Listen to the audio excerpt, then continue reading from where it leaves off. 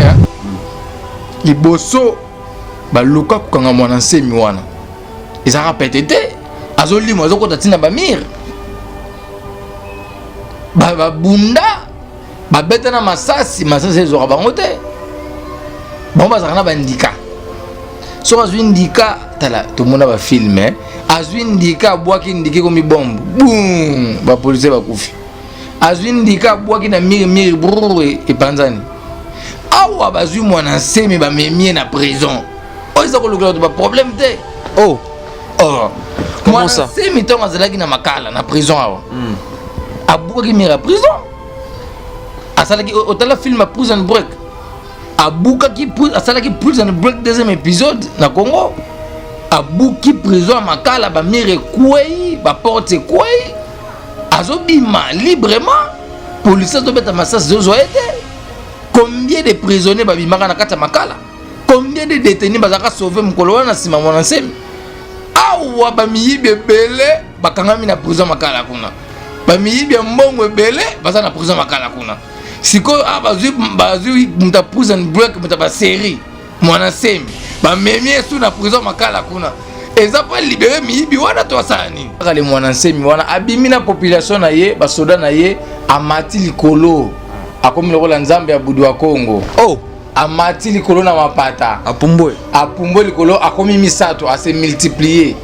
Akomi misato bato batondi na se bota likolo mwana nsemi.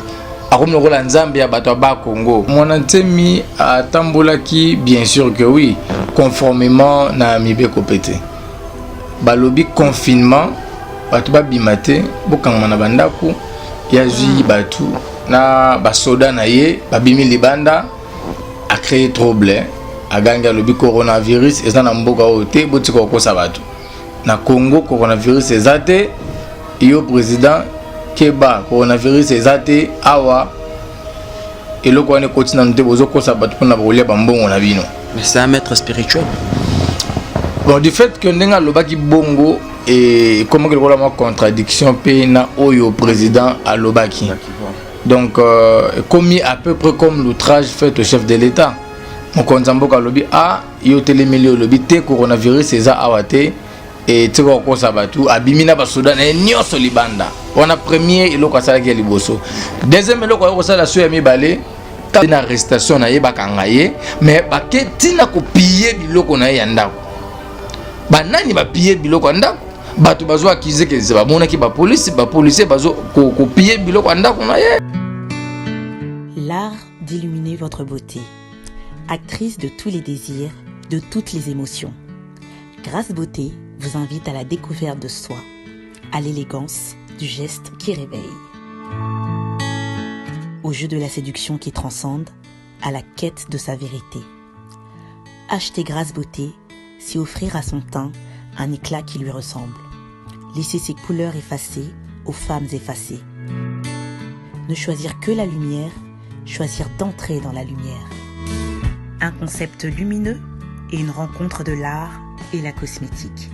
Grâce Beauté Cosmétique Paris est une création lumineuse et audacieuse, née de la rencontre entre un atelier de beauté spécialisé en cosmétique ethnique, de l'art en l'hommage à la femme noire et de la femme noire à la quête de la beauté universelle.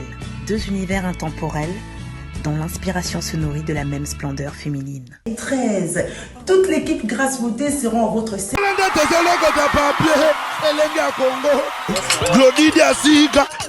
La mignonne. La mignonne. Tresimbelenga bro. Tresimbelenga bro. Kata. Voilà, mesdames et messieurs, Rifize Keshino Nabino Balanabiso, bonjour et bienvenue une fois de plus na chaîne Nabino Muneno RTNC Nabango. Alors je dis un grand merci au Pro Tracy Belenga Pro, je dis un grand merci à toi Glody Diasuka, la mignonne, pourquoi pas dire un grand merci Nabino Pe Balanabiso parce que grâce Nabino Debiso Bazek Chinois toza en forme, clin d'œil spécial na yo madame grâce Mandela Biscanyo Suzami Mambote Bele Yaouli Moucheni, véritable code mondial Johnny Mamba, le jeune patron, un grand merci à toi Gloire Diakes c'est Montréal. Un grand merci à toi aussi. Certes, Nabatak Nanga, bomoni déjà, Buntu Nazanaye, Nabatak Nanga, vous comprendre déjà, CG, il y a émission, Nazo Sale la Bino Lelo. Alors, Nazo Senganayo, gloire d'Ake, c'est Fongola Chamba, Tubamona, l'homme de Dieu, le prophète Jansin Zambi Mpungu, l'homme de Tikotak. Nani Tokome Kampe Kosimba Basige, moi presque belé au boyo qui déjà moi avant Gouna on a battaque. Alors prophète Jansi, bonjour et bienvenue na Elenga Congo. Bonjour Zeke, merci beaucoup. Nzamba Pambola. Voilà un mot gentil rapidement na milliers de téléspectateurs Bortalayo comme ça toi et bané to naviguer na Basige na biso lelo. Mbote na chers téléspectateurs ba onyoso ba yebinga ba oyo ba linga kangana ba oba inaranga ba oba encourager ka émission na ba oba ba finga ka na linga bino nyonso mingi nzamba pambola bino et na sepeli ndenge bopesi biso temps ya koyoka biso vraiment et ça nous va droit au cœur. Merci beaucoup. Voilà, merci, je déclare cette émission ouverte. Prophète Noki Mamon a question directe lelo bakangi monantemi. Étant l'homme de Dieu, mon antemi azanaba naba CV moro ya bien te. Mon antemi azamuto kisi, mon antemi azanganga, mon antemi lelo azo réclamer pour la réclamation ya ba droit na ye, bazongi sablo na ye, donc pesa yimba mbongo na ye azo réclamer ba mbongo na salaire. Non impayé, bazongi sablo na ye lelo azaya ko kangama étant que moto ya Nzambe. Tokozwa avis na yo par rapport à tout ça. Bon, en fait, problème ya monantemi, oui, ils a vraiment bougé mboka o makasi. Monantemi a tambolaki, bien sûr que oui, conformément na mibe kopete. Balobi confinement, batu ba bimate, bokangama na bandaku, ya zui batu na basoda na ye, babimi libanda. A créé trouble a gagné le coronavirus et ça n'a pas été bouti ko sabatu na Congo coronavirus ezate yo président Keba coronavirus ezate awa et le ko ne continue nte bozo ko sabatu pour na bolia bambongo na bino. Mais c'est un maître spirituel. Bon, du fait que ndenga lobaki bongo et comment que la contradiction pe na oyo président a lobaki. Donc, commis à peu près comme l'outrage fait au chef de l'État. Mon konzamboka lobby a yo télémilio lobby te coronavirus eza awate et tseko ko sabatu abimina basoda na nyonso libanda. On a premier eloko sala ki liboso. Deuxième eloko ko sala so ya mibale kaka le mwananse mi wana abimina population na ye basoda na ye amati likolo akomi loko la Nzambe ya budu wa Congo. Oh amati likolo na mapata apumbwe likolo akomi misato ase multiplier akomi misato bato batondi na se bota likolo mwana nsemi akomi lokola Nzambe ya bato ba Congo a créé scandale bazo pekisa un troupement ya batu mais ya créé scandale bato batondi batala kaye boye bisanga so mutu moko azana coronavirus parmi bato batondi wana des milliers de personnes vont en affecter. Des milliers de personnes vont être affectées. Ce qu'on monique que le coronavirus, c'est ça qu'on a Congo. Fanda yo. Mais pour nini aucun repensa car coronavirus c'est ça te bozo ko sabatu. Au comme le village nanda ko na te. Faut créer un troupement. Et puis si li wana te mwananse mi azope kisa bato tribu mususu bakota na Congo central te. Azope kisa faut ko bengana bato bandundu.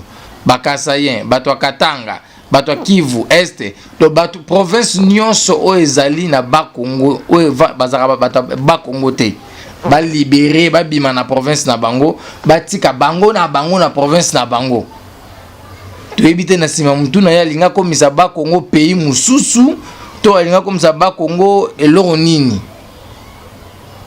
eloko yango wana problème na ye en fait problème ne bakangi ye ya mwanансemi ngana omi le blelo moko bakanga ka facilement te hein liboso baluka kukanga mwana nsemi wana ezaka pete te azolimo azokota tina bamir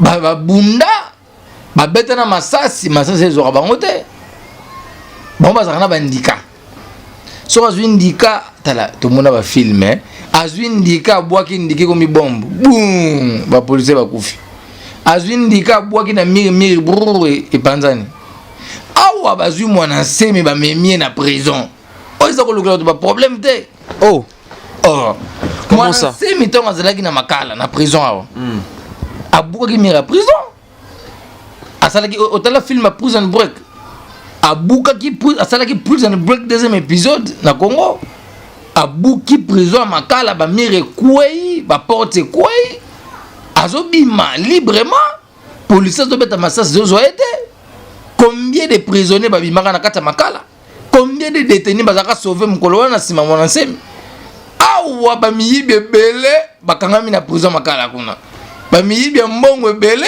baza na prison makala kuna siko bazui muta Prison Break muta ba série mwana semi ba memie sous na prison makala kuna eza pas libérer miyibi wana to sani ba détenu baza kuna baza belé important bazui sous Prison Break ba memie kuna eza po asala nini abimisa zo ba prisonnier baza kuna en tout cas na kanisi toze la 3e épisode ya tour prophète vi cause la problématique c'est la 3e épisode ya Ozolo baba miyibi ya mbongo ebele ya important bazakuna. Osa la référence ya nani ya particulier.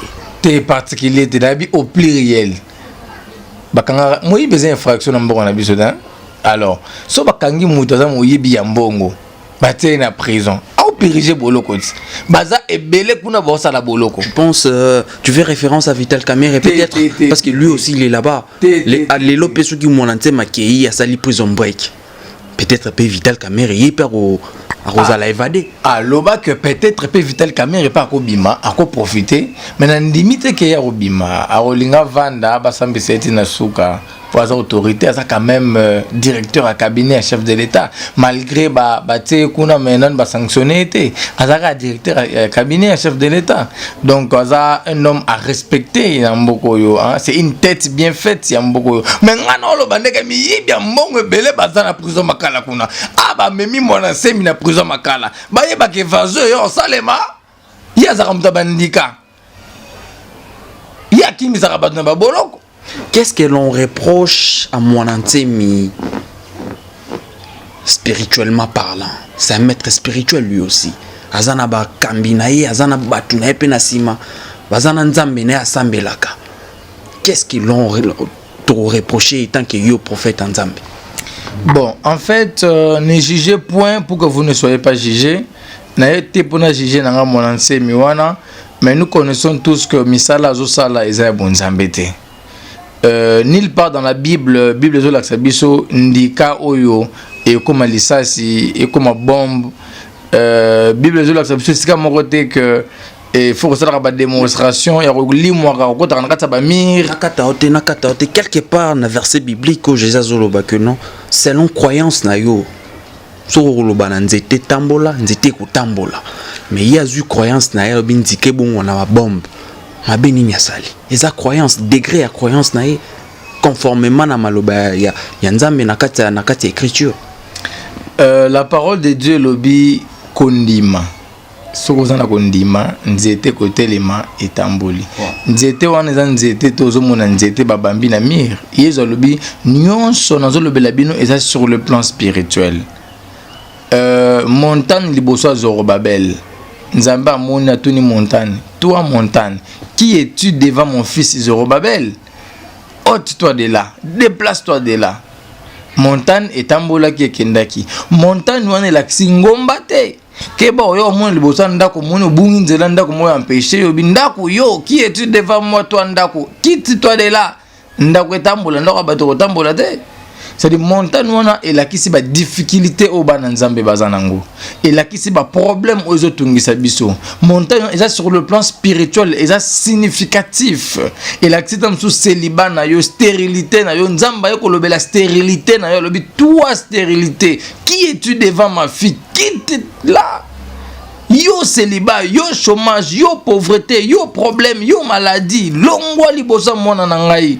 Otika via mwana nga tranquille yango wana ba montagne banzete mais oyo yazo sala c'est démoniaque satanique c'est jambique c'est beau satana olati ba bloc rouge ozwi ba armée na yo belé otondisi bango bozwi ba ndika bobundaka na la police ba beti lisasi obwaki ndika ekomi bombe ekomi grenade bah attends on est où là après fongoli bible lobi Yesu Masia tote ya vérité est-ce que Yesu comme na bandika Yesu azonga ne kaka pour mokilo comme na suka na ba mona semba ko mote ya pe Yesu Yesu alakisi sika moko te foko sala ka ba bomba bandika hein alakisi sika moko te wana bon en fait na ndenga molimo sur le plan spirituel je pèse mes mots, je ne juge pas, mais les œuvres qu'il fait n'est pas les œuvres de Dieu. C'est purement démoniaque, premièrement. Deuxièmement, sur le plan physique, social, quand on procède à l'arrestation, il y a un mandat, il y a un mais il y a un mandat qui est azo réclamer quand même ba droit pe à lobby que bakanga ki est na sima okanga ye to moina ba vidéo na ba télévision ba piller sous nanda kuna ye na biloko na ye ba piller yango. On n'est pas là pour juger quelqu'un, crucifier quelqu'un à cause de la religion na ye, non.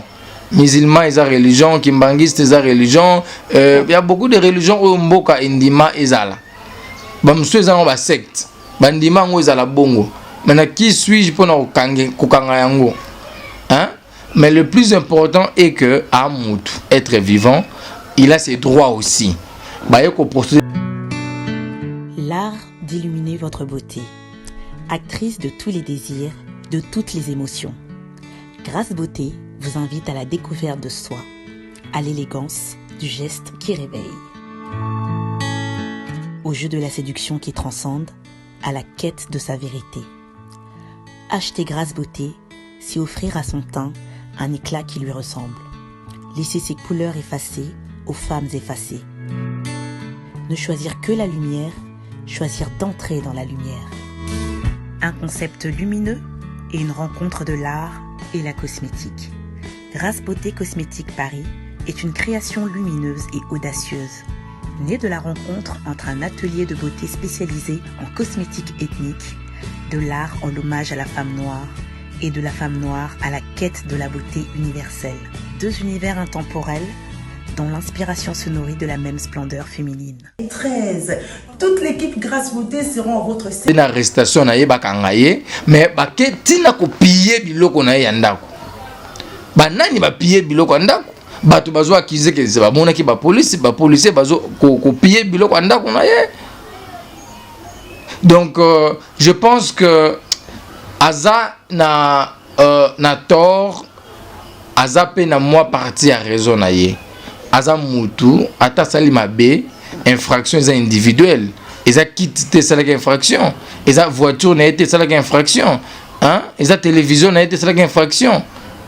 Pour pas que ne copier, ko boto la bloc on a ba keke nango. Non.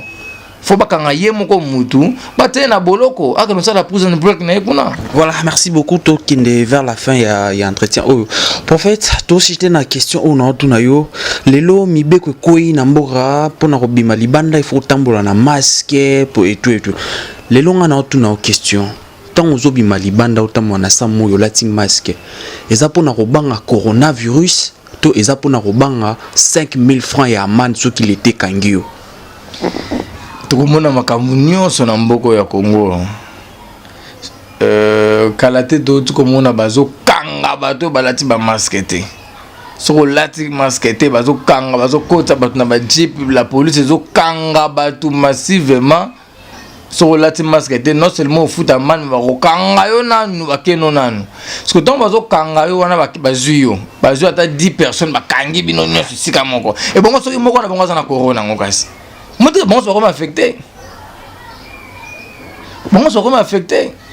Les taux qui m'a corona, mais tous eux se rapprocher quand na corona. Balobi bon, bola ta ba masque, tous à battu. Moutinho sa yoki. A ressemble masque ça nini à la. Ceux qui m'ont la masque te, au soro la tite au foot amende. Ah! Ba pesa ki batu mbongo so ba masque ngo. Que ceux qui ba leba mbongo on est pas foot ba amende. Ba masque wana eza d'abord ba masque moko eza définitivité. Ils génique. Au recel, après 3 heures, 4 heures, au bois qui au sel, moussou. Et l'ingol, la journée, mon coffre, ça m'a combien de masques 3-4 masques. Et bon, mon famille, oh, bon, bazalaka, 3 000 francs, 5 000 francs. Avec $1, $2, bah, la journée. Parce que masque, on a 5. Façon, la masque est 5 bana. Masque, on va $1. Au bête, calcule à 5, il y a $5. Il y a dépensé à $3 dans la journée. Ah, au souk, à maman, wana. À son masque, chaque jour, $5, $5, bah, foutre combien? Na Congo, on va foutre à $100. Parce que là, bah, $50. On a dit que mon ami ça n'a pas tout n'a foutu combien? Et puis c'est quand on a dit que va foutre $50. Quoi? Et puis c'est quand on a dit que va foutre $50 par mois. Et $50 par mois? Va foutre par mois. Aux mois si oui on a bana oui combien misato? Ah! Bêta calcule $50 divisé par 30. Combien on lit par jour? Aujourd'hui, tous en combien de cas de coronavirus dans le Congo? Information, bah, ici, de commune, 400. 400 cas. Combien de morts? 400 cas, bah, morts, ok, déjà, bah, 13. Hein. Combien de guéris? Bah, guéris, bah, guéris vraiment l'équipe, un peu, bah, mort, quoi. On a des images, on a des vidéos. En tout cas, tu as des nouvelles, tout ce que le monde a des photos, tout le monde a noté. Mon athème, il a peut-être raison de dire que le coronavirus est à Kinshasa. Tu peux avoir raison ou tort, mais le problème est que le lengaro le belango. Parce que ma soeur lobby bien té au quoi une infraction parce que ça mon konzambo kanda lobby.